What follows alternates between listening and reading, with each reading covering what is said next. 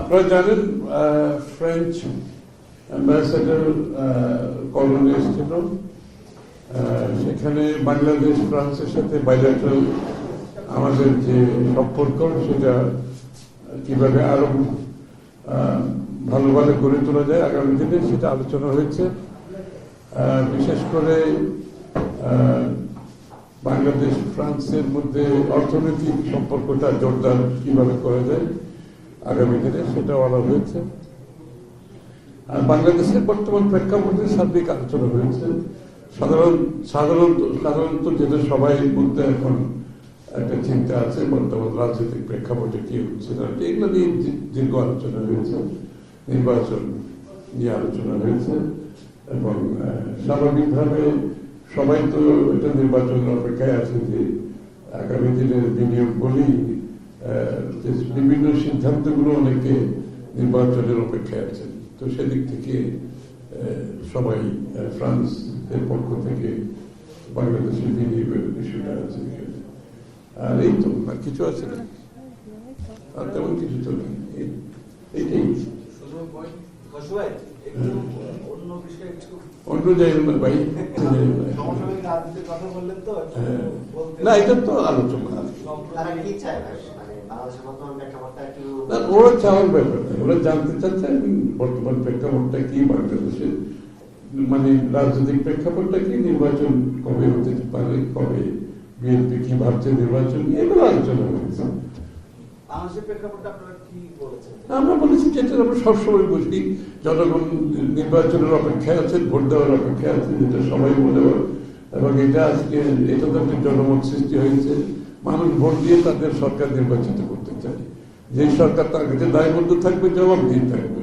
এই যে দৈনন্দিন যে সংগ্রামগুলো হচ্ছে, যে অবস্থা, দ্রব্যমূল্য থেকে শুরু করে আইন শৃঙ্খলা থেকে শুরু করে যে একটা ফ্লুইড অবস্থায় দেশ আছে, এখান থেকে বেরোতে হলে তো elected government with political weight লাগবে, তাই না? পলিটিক্যাল মোবিলাইজেশন লাগবে, পলিটিক্যাল মাসেল লাগবে, পলিটিক্যাল সমর্থন লাগবে। এছাড়া তো এগুলো সমাধান হবে না। এবং আমরা কিন্তু ওনাদের থেকে সেটা প্রত্যাশাও করি না। অনেকে হয়তো প্রত্যাশা করতে পারি, আমি প্রত্যাশা করি না, আমরা করি না, কিন্তু তাদের এটা তাদের পক্ষে সম্ভব নয়। তারা তো ইলেকটেড গভর্নমেন্ট না, তাদের রিপ্রেজেন্টেটিভ ক্যারেক্টার নাই, তাদের জবাবদিহিতা নাই, তাদের ফিডব্যাক নাই, পলিটিক্যাল সমর্থন, পলিটিক্যাল মাসেল নাই। এই জন্য আমি কিন্তু তাদেরকে দোষারোপ করতে চাই না, কারণ এটা একটা ট্রানজিশন গভর্নমেন্ট। তাদের দায়িত্বটা হচ্ছে তাড়াতাড়ি একটা নির্বাচিত সরকারের হাতে ক্ষমতাটা হস্তান্তর করে দেশে একটা ডেমোক্রেটিক অর্ডার ফিরে আসবে। যে সরকার বিভিন্ন সমস্যার সৃষ্টি হচ্ছে তারা সে সমাধান করবে। সবাইকে ধন্যবাদ। তাহলে তুমি তার বাইরে যাচ্ছ, এক আলোচনা থেকে আরেক আলোচনা। হ্যাঁ বলো, তাই কি কথা বলে না, তুমি বেলায় নিয়ে চলে যাচ্ছ খাবার খাই। আচ্ছা এখানে কি এটা বলার কথা?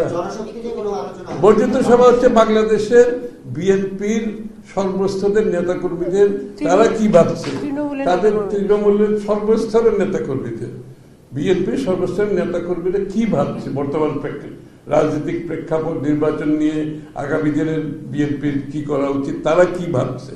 তো তাদের মতামত দরকার আছে না? এটা তো গণতান্ত্রিক প্রক্রিয়ার একটি অংশ। আমাদের নেতা কর্মীরা সর্বস্তর তারা কি ভাবছে এই প্রেক্ষাপটে, তারা নির্বাচন নিয়ে কি ভাবছে, এবং তাদের কথাগুলো শুনতে হবে তো, এবং তাদের কথা শুনে আমাদের আগামী সিদ্ধান্ত, সেখান থেকে আগামী সিদ্ধান্ত নিতে হবে।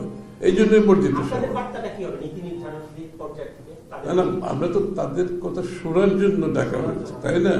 তাদের কথা শোনার পরিপ্রেক্ষিতে তো বিএনপি সিদ্ধান্ত নেবে যে আগামী সিদ্ধান্তগুলো কি কি হতে পারে।